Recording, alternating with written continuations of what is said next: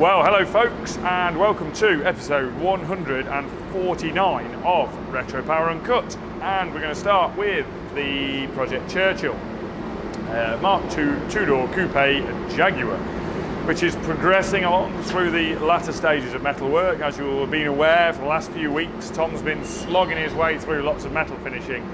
And as a very welcome to him break from that, he's now cracking on with one of the final sort of significant bits of metalwork that we'd put on the back burner a few times due to, as you'll remember from previous episodes, revising all the front suspension.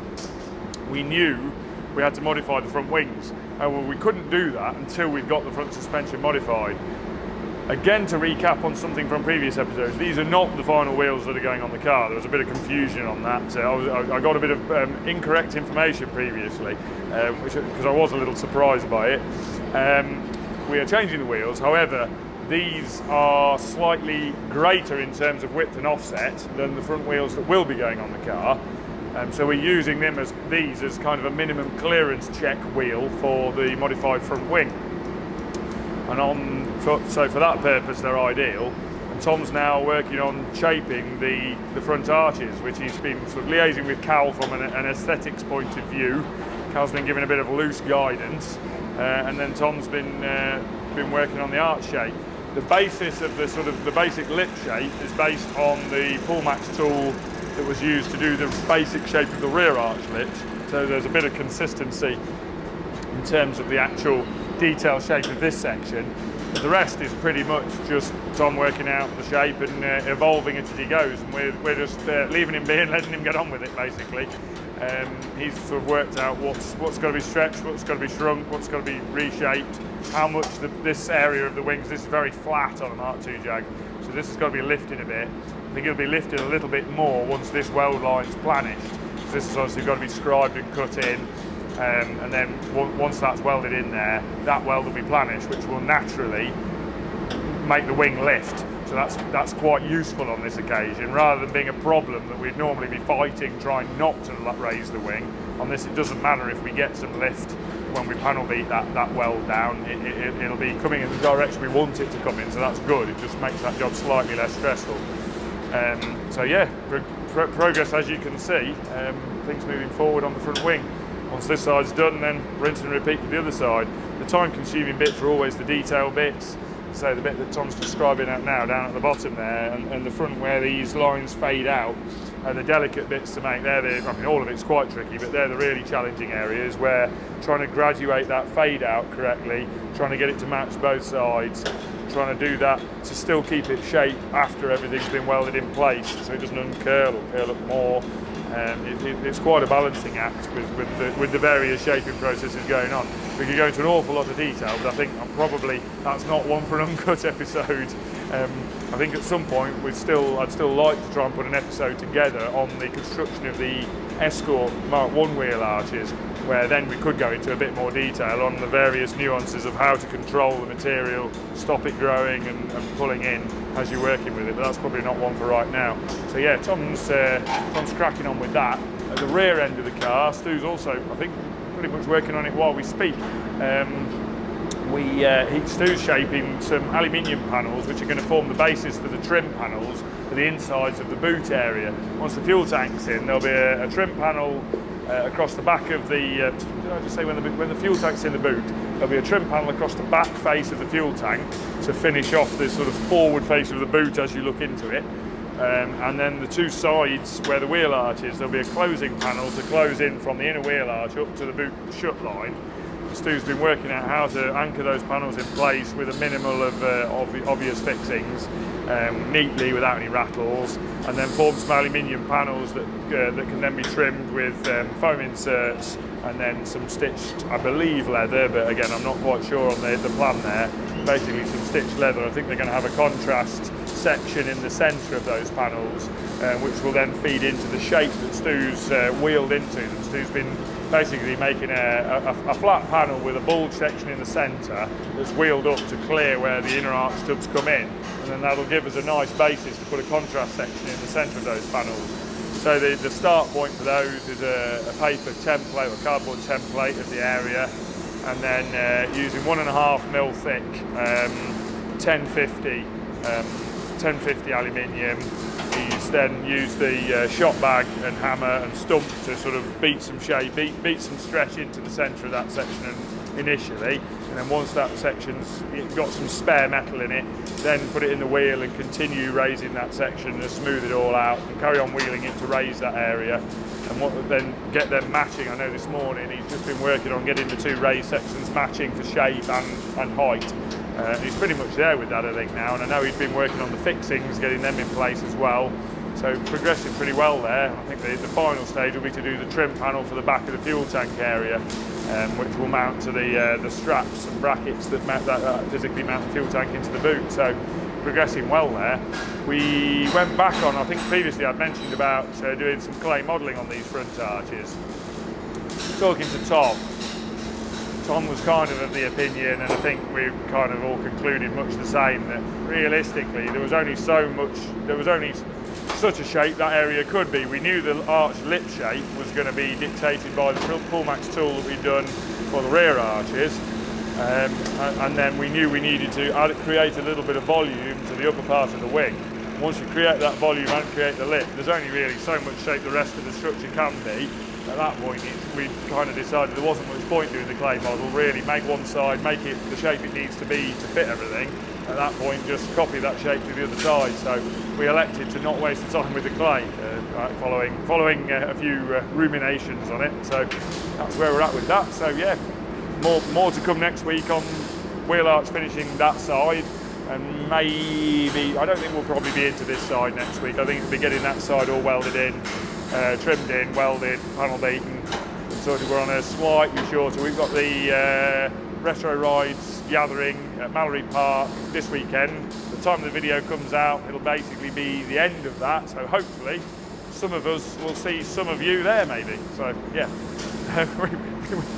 It might be slightly out of time really, the video on that in that respect, but yeah, moving on. I'll actually touch on something in the background at this point actually, because we've picked up, you might notice dangling overhead, I mentioned it last week, you might notice dangling overhead some airlines. Just been getting those up this morning. I think Jamie's got a bit of footage of the fabrication. Again, the usual thing, yeah, you can pay somebody else to do these things, but it takes you 3/4 of the time to explain to a contractor how you want something doing, to just do it yourself. Given that we've got the kit, we've got a CNC plasma cutter, I've got the CAD, we've just bought the airlines, I've drawn up the plates, cut the parts on the plasma, fabricated them, got them bolted up, bolted them into the roof. I've just been running the pipes to feed those this morning. We're not quite finished yet, waiting for a couple of fittings still to just finish those off.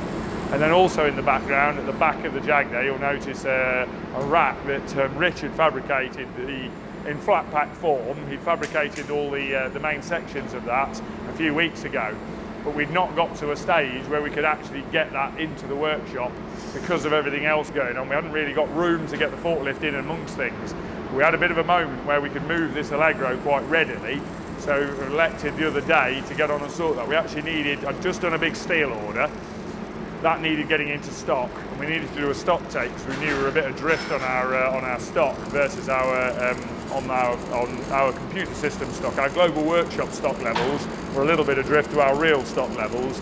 We needed to do a stock take, so it all tied together to like, let's just get the rack in place. So I finished the fabrication on that the other day, got that all bolted in on Monday, I think that was, got that all in place, had a big tidy up, got all the steel all stock taped into the rack now. So now there's no excuses, it's easy, the labels are there for scanning out the material, everything's to hand, so it's easy to keep correct now. Finally got that sorted, we've been wanting to do that for a long time, we finally got that sorted. And as you'll also notice, a slight change of scenery in the background. Our Pell's nibbler that we always refer to as the Pullmax, because more people know what a Pullmax is than a Henry Pell's nibbler, that's now moved to the corner of the workshop where it's got a little bit more space. It doesn't stick out as far into the workshop there, so we've moved that to that corner, put the fly press where the Pell's nibbler was, moved the folder with the radius bar on that we don't use very often with a little forming on top, moved that along up there, moved the hydraulic press to over there to clear some space along that back wall. The floor's a lot flatter on that back wall. The plan is that the toolboxes, the parked toolboxes that aren't travelling to jobs, can park along there, and the drawers don't all roll open on them because the floor's not very flat. Because as you'll have noticed, cowshed floors are not all that flat. So that's the flattest bit of the floor. So things that need to move, I've decided that we really want to be parking them over there where they can park on a fairly flat part of the workshop. So that's what's been going on in the move round, and what I've been doing quite a bit of my week has basically been dealing with infrastructure again. But we're getting there, and we've now got overhead airlines. Any of these airlines will basically reach all the corners of the workshop. They retract to overhead. It's quite a neat setup. We're just finalising the quick releases on those and making up the whip ends. We use, again, I'm probably boring everybody to death here, but I can guarantee if I don't say it, then somebody will ask what airline fittings we use next week on the questions. But what I tend to do is use a bayonet PCL type connector on the end of the main airline, and then we use like a consumable section after that, which is a male bayonet fitting into the end of the main airline with a female quick release type non-bayonet PCL fitting on the other end, with two 8mm push fit nylon line type fittings on the backs of them, with a short section of nylon push fit line between them. What it means is that's a whip end, so that when you're using air saws and things that vibrate the hell out of the airline, it doesn't destroy the end of the rubber airline, because they always break up. It doesn't destroy that then, it only destroys the whip line. And also, when you're working around sharp metal all the time, the rubber airlines get caught, and they're big and heavy and annoying. So what we use is a nylon whip line on the end, which is, you just unplug it from the bayonet, release the quick releases, cut a new piece of nylon line, you know, 1/2 metre of nylon line, plug it in both ends, plug the bayonet back in there. You don't even need to shut air, there's no need to shut any air off or anything. You can change it in 1/2 minute, so that when you cut the line or something, you just unplug it, there's no trauma going on. If you cut the line, you just unplug it, replace your line, plug it back in, you're away again. It's just quick, easy, keeps the line nice and light on the tool that you're using. And it's just easy to maintain. They very rarely give any trouble, so that's how we do the ends of the airlines. Anyway, back to cars, onto the Allegro. Bobby's actually away on holiday this week, but the tail end of last week, subsequent to last week's video, he was working on, I'll move this dash so I can open it very briefly. I'm going to move that dash to the floor for a moment. He was working on the bonnet hinges, which he's now pretty much got sorted. He's just got to fully weld in the mounting structures for those, but they work. Now the reason the engine's back out is that tuning the parallel linkage, they're actually Mark 1 Escort bonnet hinges, so we're going to actually use a very, very lightly modified Mark 1 Escort bonnet hinge in terms of geometry. Obviously we're going to machine them in aluminium, but they won't be, they're in terms of geometry, they're basically Mark 1 Escort. There was a bit of fine tuning of the exact mounting angle of them to work with the Allegro bonnet, and that was quite difficult to do from the outside. So Bobby wanted to get in the engine bay so that he could actually see the motion of the hinge while the bonnet was being opened and closed, and fine tune the positioning. So he's pulled the engine out. It's only 3 bolts basically to take that out. He's pulled the engine out so he could get in the engine bay with the bonnet opened and closed and see exactly what was going on. So that's why the engine's out. So that's now basically done. There's the final parts of the welding to do on that, but the design element, which is 90% of the job, is now done, and we can replicate that on the other car. I'll pick up on a question at that point. I noticed a comment had been made about the back of the bonnet, straightening the steel versus filling it. It's a very fair point and entirely correct, and filling the back edge of the bonnet to make the mould from it is exactly what Pete from KS Composites had suggested was done. I decided that it would be neater if we could avoid having a cavity to fill with bonding adhesive, if we could make the inner and outer layers of the bonnet tight to each other so there's no gap. And if you fill the angle, the return angle on the back of the bonnet, you obviously create effectively a gap between the inner and outer skins, which wouldn't be a problem, but I was trying to avoid it. However, I think I've concluded we can't really straighten the back edge of the bonnet. It creates a clearance issue against the scuttle, which I didn't think it would, but it does. And it creates a load of work in that it is going to alter the curvature of the back of the bonnet. I was hoping it was slight enough that it wouldn't, but it does alter the curvature of the back of the bonnet. So to that end, I think we are going to go back to exactly the comment made by one of our viewers. I can't remember because it's off the top of my head, but I did read the comment about just filling the back of the edge of the bonnet, and that is what we're going to do. That's kind of the normal way of doing that sort of thing. I was trying to avoid it, however we are going to do it the conventional way and not try and make work now, I think. So yes, that's what we're going to do. Other than that, I've done about another 5 minutes work on the dash, maybe slightly more, but generally been working on the workshop, so not too much to report from my point of view there.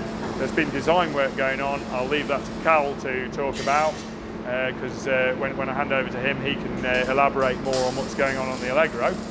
So I'm going to reverse. For once, it's me going backwards and Jamie going forwards. Sam's still working on the EType, as you can see. He's getting the final parts of the sill structure welded into place, the gussets welded in. We've still got to add the wiring. We're going to add some tubes for the wiring. Because we've now put the this structure into the sill cavity, it's going to make it hard to pull the wiring through the same cavity, and we've kind of blocked part of it off. So we're going to add some tubes through. We're going to weld those in. We're going to put some stainless steel tubes through so we don't have to get paint down. I think that was Sam's suggestion, which is a very fair suggestion. If we do them in stainless, we haven't got to worry about corrosion in them and paint. And the welds onto the mild steel, they're not an issue. Before anybody starts shooting me down on that one, it really doesn't make any difference on something like this. So we're going to weld the stainless steel tubes into the mild steel structure. We're going to use 1¼ inch tube, 32mm, 1¼ inch, 16 gauge stainless steel tubing down the sill with some nice swept mandrel bends at the ends to come through the structure to be able to get the wiring in. So that's still to be done. We're waiting for the fittings for the two ends. We've got the tube, but we're waiting for the fittings for the two ends. But yeah, apart from that, the sill structure is pretty much getting there. And then Sam's been working on getting the floor pan in, which I believe is pretty much, I haven't actually looked in the last couple of days, but I think from my aerial view of putting the airlines up, I can see he's pretty much getting there. I know he was spot welding yesterday and today, and he's been plug welding, so I think he's pretty much there with getting the floor pan all buttoned up and in now. So at that point, he'll be working on the reinforcements between the inner sill and floor that pick up the torsion bar mounts, and then the footwell ends, and the footwell ends in. And then, yeah, really, the next job then is getting the outer sills on, which is obviously hinges on getting the wiring tubes through. So, yeah, good progress there. We're actually, the finishing line in terms of the main body centre tub work is actually reasonably in sight now. In terms of the structural work, there's a lot of detail work to do in terms of provisioning for things. The usual wiring, plumbing provisions and the HVAC provisions and things like that have all got to be done. But the main parts, because bear in mind, none of that's going to be standard EType. This isn't a restoration, this vehicle. The other one, through an assembly shop, that's a restoration, largely, with a few upgrades. This is not a restoration, this is a Restomod. There are quite a lot of changes being done, particularly in terms of the HVAC, i.e. throwing the EType setup in the bin where it belongs and putting a proper one in. So there's a lot of changes to be done there, and obviously the changes that allow for the carbon fibre, the whole back end becoming carbon fibre and the whole front end being carbon fibre. So there's a lot of work to do there, but in terms of the actual main structure of the tub, we're getting towards the end goal on that.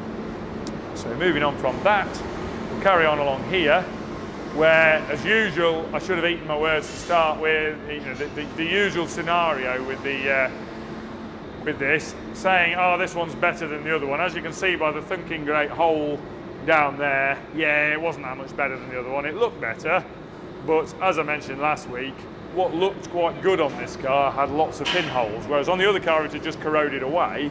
On this Integra, what looked good was actually full of a lot of little pinholes. Nothing terrible, I imagine, as these go, probably pretty good, but needed cutting out and repairing. So again, if your DC2 looks a little bit blistery around the wheel arches, that's what you're probably into, just to enlighten you. What looks good, once you've fired a blaster at it with some glass grip, got all the corrosion out, found the little pinholes, and then removed anything with pinholes in, you end up with a pretty big hole in the car if you want to mend it properly. Yeah, Scott's getting on pretty well with that. We're getting there with that corner, but yeah, we're going to be another week down the line in terms of being able to get the body shell on, which we're all excited about. We can't do that until the rot repair's done, so be it, that's where we are.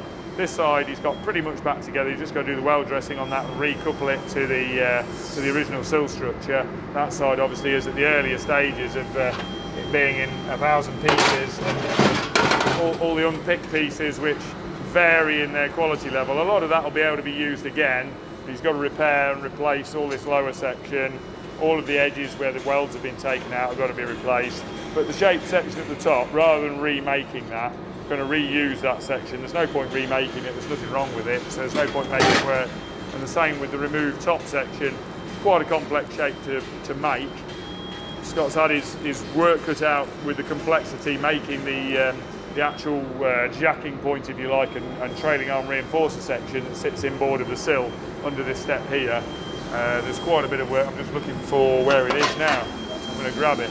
It's not hot, is it? No. I'll grab those bits again and just show them on. Yeah, his work's reasonably cut out, making that piece again, which again looks reasonably solid, but I can assure you there's a sparkle of daylight all over the place on that. You won't get it on camera really, but there's a lot of pinholes in that. And then that is the piece that Scott's making a very nice job of repairing. The replacement section for that is mid-construction at the moment, so you can see the level of work involved in repairing something like this properly and making it sound. So yeah, that's progressing quite well, but yeah, set us back a little bit past where we wanted to be, but hey ho, such is life. As you can see, that's what it looks like, all plug welded in now. All the plug welds still got to be dressed back, the butt welds all to be dressed back, but structurally sound, everything in the right place and all completely solid now, so big improvement on where it was. So that's where we're at with all that, and we'll have a swing past the body shop where I can see Steve is currently fettling the Chevette estate. We've stripped the filler out of the doors because we wanted to just be absolutely certain that there wasn't anything dampness wise hiding in those. There isn't. We've got a fair bit of work to do in getting them all a bit straighter than they were. Not too bad, but a little bit of work to do there, and then they need fully re-skimming and all re-prepping, but we just didn't want to take any risks in terms of anything hiding under the filler, just in case, because those were stored as panels just with no sealer coat on, so we just wanted to be sure that they were okay. And then Mark, it looks like Mark's been stripping the wings down, getting them all cleaned up. We've got a bit of fit-up work to do on the wings. The shape on these is basically wrong. This top line here is not folded enough, just how they are from the manufacturer. So this bit's too flat and it just doesn't sit properly on the car. So we've got to give these a bit of a hug basically to push that up a little bit. And then we need to do some work on the wing to door fit in this area. It's standard on Chevette and Cadet front wings. If they're not the original ones, which are absolutely hen's teeth now, just almost impossible to get hold of. The aftermarket ones, you can get a nice gap sort of about there, and then it goes cavernous to about ½ an inch or more at the top, and then a cavernous gap at the bottom. It just seems to be how they all are. So we'll squeeze that a bit, and then we'll probably have to put some weld build on the back of this edge here just to close that gap up, to get that a bit more reasonable. But yeah, Mark's just getting them all stripped and making sure we've got no sort of resident corrosion. We've got a few little pinholes in, well not pinholes, we've got a few little bits of coral, as you would call it, which is a good description. Get this sort of slight coral effect where some corrosion's just had a nibble into the surface of the steel. You've got to be careful to get all that out. We're toying with the idea of blasting them, but they're so easily distorted that it's a bit of a danger. Here we go. Mark's got all the sort of corally little bits out of that. It's a toss-up between blasting them, which really does risk distorting a panel like this. It can be done very carefully, but then done that carefully, it doesn't necessarily get rid of all the little bits of corrosion. Or, I presume you've done that with a mule skinner. Yeah, all over, then go back over. Yeah, use a mule skinner, which is an embedded wire wheel. Oh yeah, mule skinner. To those who are unfamiliar, a mule skinner, as it's known, I don't quite know why it's called one of them. I guess you might be able to skin a mule with it, I don't know. It's a wire wheel where the wire is embedded into a very hard rubber, basically.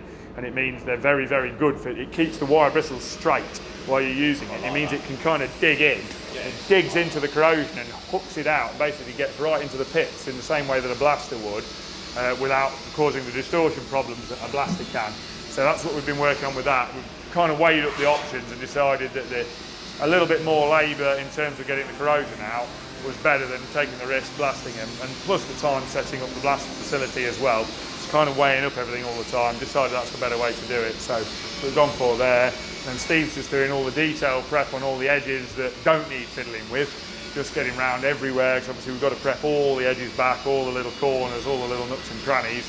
So he's just going around all that detail, getting all that ready. And then, yeah, I guess next week we'll try and get this panelled up. and try and get the door hinges sorted out. These there was a bit of a transport incident with the driver's door hinges, so they need a bit of tweaking and adjustment to get the door to sit right this side. Then we've got to do the wing to door fit, and on the other side the door fits well, pretty damn good really, but the wing to door is not very good. We've got to do a bit of work on the wing to door that side as well. Nothing, I think it's all material on, nothing's too tight. We've just got to, we're going to have to weld the gaps. We're going to have to weld the trailing edge of the wing, I think, to get the gaps right. The doors are pretty good. I think it's the wing needs altering, because the wings are aftermarket wings, as I say, so a bit of tweaking needed there, nothing too drastic. And then in the booth right now, booth's running at the moment, Gaz is, what's Gaz actually doing? Raptor now, presumably, is it? Is Gaz on with the Raptor? Yeah, so Gaz is currently doing the underside Raptor coating on the second Mark 1 Escort, Project Kuma Mark 1 Escort, which is the, we pre-coated the underside of the outer and inner wings, but obviously where we've welded those on, there's burning, which has been re-prepped. There's not really a right and wrong way of doing this. I know various people do that in different ways. I've explained it before. We try and pre-coat a number of areas under the wing that are inaccessible once the wings are fitted, but inevitably we do cause some burning of that coating when we fit the wings. We grind it off in the weld areas and then recoat, and we found that seems to be the best way to get a coating over everything to the greatest extent possible, so we've got no bare metal left in there, because it's very easy on a Mark 1 Escort. If you coat the car once the outer wing is on, there's a section on the top of the inner wing right at the back where it's almost impossible to coat. So that's why we do what we do. So Gaz is in there doing the final Raptor coat, which includes doing those touch-ups and all of the underside coating on the body shell. So yeah, that'll be a big slog in the booth and a sticky Gaz later, because it's pretty warm today and Raptor just sticks to everything, so it'll be clammy. But yeah, that's progressing at the moment. And I think at that point, it's probably a good time to hand over to Cal and see how things are going next door. Right, okay. Thank you very much, Nat. I'm going to grab me Roundstone coffee in a Snap-on mug, not a Retro Power mug, and proceed. So it's been a positive week actually in general. I shouldn't say that because it means immediately something will go wrong. I'm going to start with Escort. So a few different areas we're progressing on this. We've got Anthony, I think, has assembled in the steering column and pedal box assembly. I think he was just doing that last week, and there was a couple of reasons for that. One is we're putting all the components behind the dash, albeit some of them temporarily, like the heater box, which I think Adam's fitted, so that Alex can measure up for the wiring harness, because I just want everything in place so he can get the exact routing right behind there. So we're doing that, and also we wanted to mock up the 3D printed brake and clutch pedal arms that we've designed, just to make sure they cleared the steering column. There were copies of the shape of the fabricated ones, but still best to be on the safe side when having expensive machined parts made. But that all looks good, so they are now being quoted for machining. Then Luke has been on with centre console stuff. In fact, there's actually a very rough and ready mock-up of an earlier centre console design in there at the minute, but he's just been refining that. We're trying to keep it really nice and simple looking, but with kind of good functionality. So there's an audio control on the back, it's just a rotary commander that does the volume control. That's been positioned nicely so you can rest your hand on the handbrake and operate it with your fingertips. And then we've got the headlight and heated front and rear screen buttons in there. And what we wanted to do with all of those things, because there's no backlight on the volume control, and with the switches, to make them look kind of super classy, let's say, I wanted to just have little illuminated rings on them that indicate when they're turned on, because there'll be momentary switches. So you basically press the switch to turn the heated screen on, but the switch doesn't stay latched on, it just clicks it on, and then the time that the screen stays on for will be on a timer that the PDM manages, and then the illumination on the switch will be tied in with the output. In fact, it's got its own dedicated output on the PDM. So basically the switch will indicate when the heated screen is on, and it'll go off when it times out. And then we wanted to actually engrave in what those switches do on the surround next to the switch, so we weren't just using kind of generic logoed switches. And because of that, I think I mentioned before, we wanted to do an illuminated downlight on the bottom of the gear knob, which is actually all of that is coming together pretty nicely. As I say, Luke's just been working on the overall layout of the console and just getting room for the phone as well. There's going to be a tray to stick your phone in there and a USB socket. And actually, the USB socket's been the area of complication because it takes up quite a bit of room, quite a bit of depth, and we're trying to keep it all as slim as possible. We originally had it at the back, so the phone would be in a slightly backward slanted tray with the USB socket at the back, but the depth of the socket is such that it fights for the same space as the heated screen switches. So we're kind of juggling designs, but we've come up with something I'm really happy with now, with just a slightly raised bit at the front with the USB socket at the front. So it's just be a short cable. We thought about doing a cordless phone charger on this, which we've done in some of the other builds, but those have always had nav screens in them. And with this, because there's not a built-in nav, we're thinking it's quite likely the owner might want to mount the phone on a screen mount, on a sucker mount, to have Google Maps or whatever on the screen, at which point it would be nice to just be able to plug a normal USB socket in. So we thought actually we'll, rather than have kind of two different options, we'll have a USB socket down there, so you can either plug it in with a short cable on the tray or a longer cable and have it on the screen. And then yeah, going back to the gear knob, Alex has been testing, we've got the PCBs made that'll sit inside the knob. Just been testing LED drivers to get the right brightness, a pleasing brightness that kind of pulls the switches in light but doesn't just dazzle you with light from the center console. But we're pretty happy with that now. So the last bit is just to get the knob components machined and then we can assemble that. So yeah, just generally pushing forward. I think Luke was just tying up the remaining interior design work last week, but it was really just the center console that needed final bits making. And then now we're kind of mostly getting parts out to be machined. There's a few bits with 3D printing. We 3D printed all the door components so we can do a full mock-up of the door build. So the speaker grill surround, the speaker grill itself, window winder, door release handle. Done 3D prints of all of those just so I can do a quick mock-up together, make sure the window winder doesn't hit something or whatever. And then yeah, pending that being good, lots of bits being made. Trying to think whether there was something else on this. That's all that springs to mind at the minute. Morris, yeah, good news. The diff you obviously would have seen last week. We were pulling the differential out of it. Crown wheel and pinion was just absolute scrap.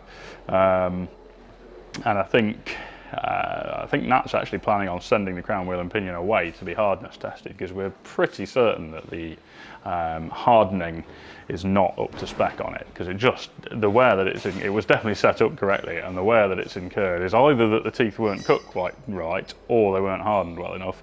But the way it's kind of almost splattering material out the way on the teeth would suggest a hardening problem.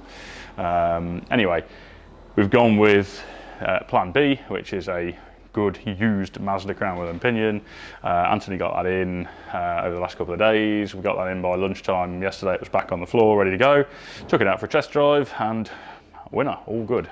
In fact, with hindsight now, I realise that the diff was always a bit noisy right from the word go in the previous crown wheel and pinion.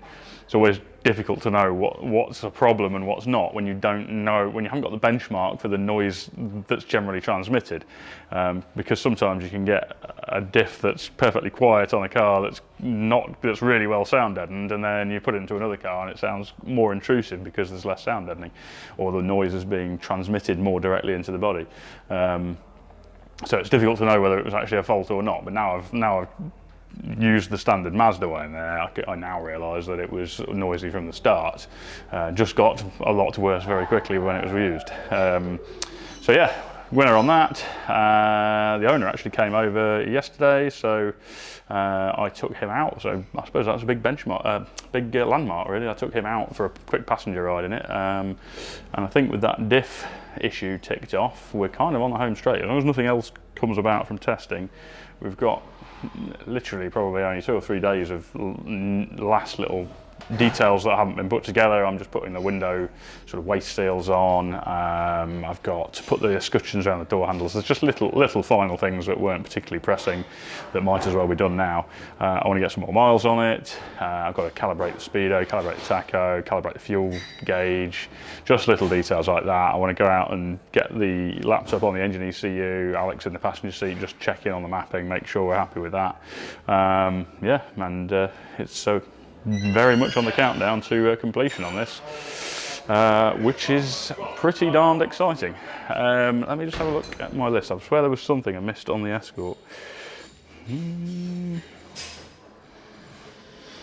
No, to be fair, not really. So if we move over here, Land Cruiser. So another big landmark this week is that I had the first proper drive in the Land Cruiser. I think maybe I just tootled it down the road last week, but we didn't get any footage of it, I think, if my memory serves correctly. But yeah, yesterday, Dave Rowe, who's my kind of Motec man who'd done all the initial setup on the engine when it was first got running, came over and we spent a bit of time out on the road in it. Yeah, continued to be pretty impressed with it, really. There was a sort of first round of little changes. I think I might have mentioned them last week. The pedal, I wasn't very happy with the pedal position, so the brake, both pedals in fact, were too high, uncomfortably so. Now the brake pedal, we've basically managed to adjust it further down, and we've modified the clevis to have the whole sort of nearer to where it mounts to the push rod, to bring the pedal down. And then the throttle pedal, we just re-angled it. It's basically just a steel bar anyway, so we just bent it. So that's completely, transformed how it feels in terms of the position of the controls. Other than that, I've been just generally quite impressed with it. The gear shift is really nice and smooth on it. Engine, as you'd expect, is beautifully smooth. One thing that's sort of, there was a few kind of unknowns. There always is with this kind of custom build. You're fairly sure about certain things, but other things you're like, don't know quite how that's going to come out. And the exhaust was one of those things, and the sort of level of refinement in the cabin was another, because it's essentially a bare metal box on top of a, on top of a chassis. So although we put a tiny bit of dynamat in bits where it was hidden, like inside the transmission tunnel, there's really not a lot of sound deadening in it at all. So the level of refinement was an area of concern, and actually both of those things have turned out really well. So the exhaust is kind of really quite unintrusive, smooth, burbly when you're just cruising along at sort of 1500 RPM, which it does very effortlessly. And then as soon as you gun it, it kind of opens up into this like sharp, raspy, really screaming V8 sound. So that was a real pleasant surprise. And then the refinement is way better than I thought it would be in an old Land Cruiser like this. It's really not. I mean, clearly it's no Rolls Royce, but it's certainly good for a painted metal box. It's pretty impressive. So yeah, it's initial testing going very well. Dave's happy with the mapping on it.